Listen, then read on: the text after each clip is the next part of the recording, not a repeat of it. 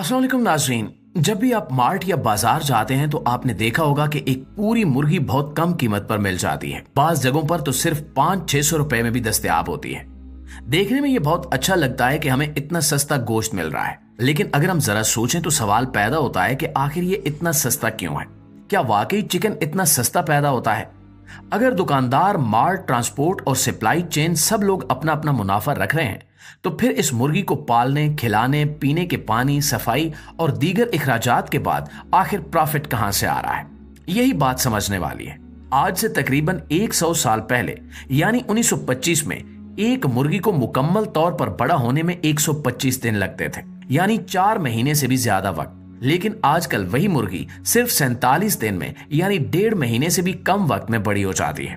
इतने कम वक्त में इतना वजन बढ़ जाना क्या कुदरती हो सकता है? बिल्कुल नहीं। इसके पीछे एक सिस्टम है जिसे फैक्ट्री फार्मिंग कहा जाता है। इसका मतलब है कि मुर्गियों को एक मशीन की तरह प्रोडक्शन में लाया जा रहा है, जैसे कोई चीज फैक्ट्री में तैयार होती है। एक ही जगह पर सैकड़ों हजारों मुर्गियां छोटे छोटे पिंजरों में बंद की जाती हैं। न हवा का गुजर होता है, न धूप, न चलने फिरने की जगह। बस एक ही मकसद होता है कि मुर्गी का वजन जल्द बढ़े और वो जल्दी मार्केट के लिए तैयार हो जाए। इन जगहों को CAFOs यानी कन्फाइंड एनिमल फीडिंग ऑपरेशंस कहा जाता है, जहां मुर्गियों को खिलाने पिलाने का तरीका भी फितरी नहीं होता, बल्कि इनको ऐसी खुराक दी जाती है जो इनके जिस्म को जल्दी बड़ा करती है। सोचने की बात है कि जिस चिकन को हम खा रहे हैं वो 100 दिन का भी पूरा नहीं होता, और उसके जिस्म में क्या कुछ भरा होता है ये हम कभी नहीं जानते। ये सिस्टम इतना बड़ा और आम हो चुका है कि हर साल तकरीबन 9 बिलियन यानी 900 करोड़ मुर्गियां इस सिस्टम के जरिए पैदा की जाती हैं, और इनमें से 99.9% मुर्गियां फैक्ट्री फार्मिंग से आती हैं। ये सारी बातें हमें कोई नहीं बताता, ना इश्तिहारों में, ना मार्ट में, और ना ही गोश्त बेचने वाले, क्योंकि अगर हम ये सब जान लें तो शायद हम चिकन खाना ही छोड़ दें। असल मकसद होता है कम खर्च हो, वजन जल्दी बढ़े और मुनाफा ज्यादा हो। लेकिन इस चक्कर में नुकसान सिर्फ एक होता है, और वो है हमारी सेहत, और वो बहुत महंगा नुकसान होता है। इसलिए अब वक्त आ गया है कि हम चिकन की कीमत नहीं बल्कि इसकी हकीकत पर तवज्जो दें, क्योंकि जो सस्ता लग रहा है वो शायद सेहत के हिसाब से बहुत महंगा पड़ रहा है। प्यारे दोस्तों, अब जरा सोचिए कि अगर मुर्गी कुदरती तौर पर 4 महीने में बड़ी होती है तो वो 47 दिन में कैसे मोटी ताजी हो जाती है। ये मुमकिन ही नहीं है कि जब तक उसमें कोई खास चालाकी ना की जाए। दरअसल मुर्गी को जल्द बड़ा करने के लिए ऐसी खुराक दी जाती है जिसमें मुख्तलिफ केमिकल्स, जहरीले मादे और तेज एंटीबायोटिक्स शामिल होते हैं। इनमें से कुछ एंटीबायोटिक्स तो वो हैं जिन पर कई ममालिक में मुकम्मल पाबंदी लगी हुई है, लेकिन यहाँ वो मुर्गियों को दी जा रही हैं ताकि वो कम वक्त में ज्यादा वजन हासिल करें। जब इन मुर्गियों के पर, पंजे और चोंच लेबोरेटरी में टेस्ट किए गए तो इनमें खतरनाक मादे मिले, जैसे आर्सेनिक, जो कि एक जहर है। ये आर्सेनिक ना सिर्फ गोश्त के रंग को गुलाबी और फ्रेश बनाता है, बल्कि एक तरह का एंटीबायोटिक भी है जो मुर्गी के जिस्म में चिपक जाता है, और जब हम वो चिकन खाते हैं तो वही जहर हमारे जिस्म में चला जाता है। खतरनाक बात यह है कि यही पर, चोंच और पंजे पीसकर दोबारा मुर्गियों की फीड में शामिल किए जाते हैं, और यूं ये जहर एक चक्कर की सूरत में बार बार इस्तेमाल होता है। इसलिए जब हम बाजार से चिकन लाते हैं तो हमें पता नहीं होता कि इस गोश्त के साथ हम क्या कुछ खा रहे हैं।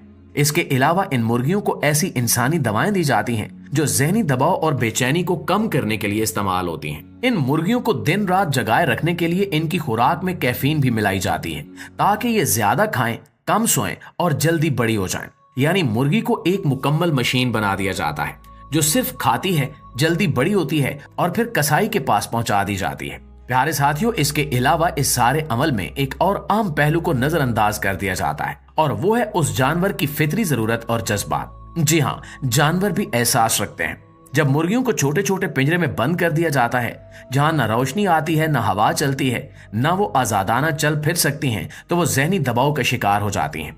उन्हें ऐसा माहौल मिलता है जैसे कैद खाने में हो, जहां बस एक ही काम होता है, खाना खाना और तेजी से मोटा होना। इसी दबाव और तनाव की वजह से मुर्गियों की हरकतें भी गैर मामूली हो जाती हैं। इनमें झगड़ा, पंख नोचना या बार बार चोंच मारने जैसे रवैये देखे गए हैं। इनकी बेचैनी को कम करने के लिए इन्हें वो दवाएं दी जाती हैं जो आमतौर पर इंसानों को नींद या बेचैनी के लिए दी जाती हैं।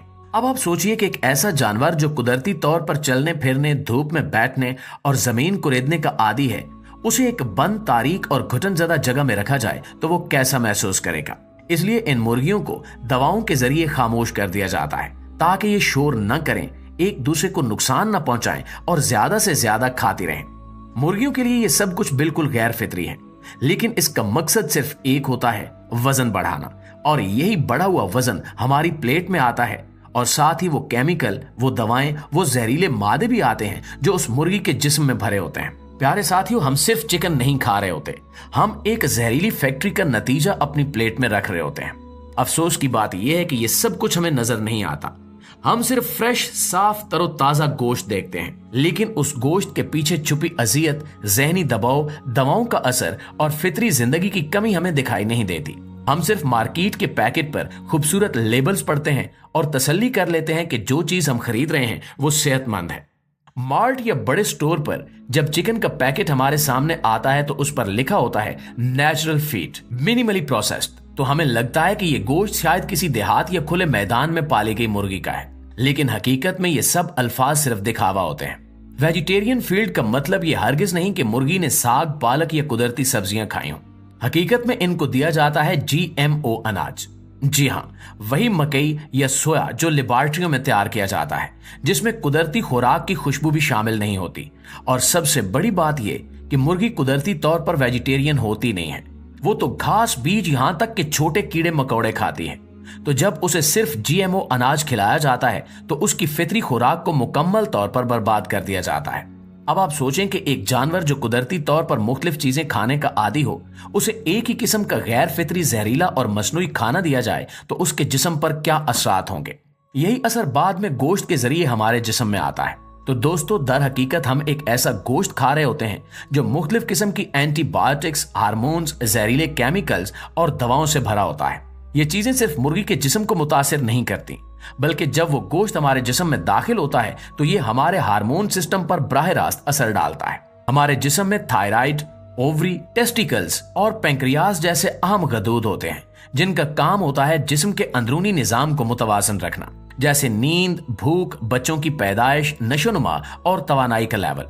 जब हम बार बार ऐसे गोश्त का इस्तेमाल करते हैं जिसमें गैर कुदरती हार्मोन्स या केमिकल मौजूद होते हैं, तो वो आहिस्ता आहिस्ता हमारे अपने हार्मोनी निजाम को खराब करना शुरू कर देते हैं।